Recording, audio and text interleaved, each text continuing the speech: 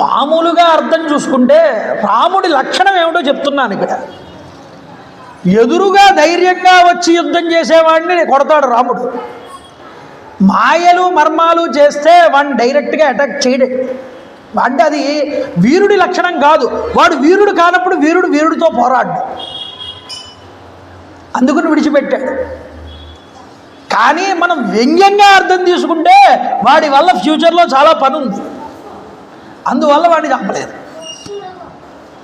ఏమంటే ఒకటి చెప్పనా, రాముడు ఇలా ఎందుకు చేస్తాడు అంటే యుద్ధకాండలో మీరు చూస్తే ఇంద్రజిత్తును కూడా కొట్టలేదండి, లక్ష్మణుని కూడా కొట్టొద్దన్నాడు.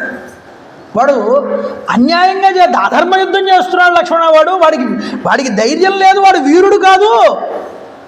వాడు అలా కొట్టినంతసేపు కావాలంటే పడి ఉందాం, వాడు వెళ్ళిపోయిన తర్వాత అప్పుడు మళ్ళీ లేద్దామన్నారు. అంతేగాని యుద్ధం చేయలేదు రామచంద్ర ప్రభు. ఆఖరికి వాడు నికుంభల హోమం చేస్తే లక్ష్మణుడిని పంపించాడు, తాను వెళ్ళలేదు.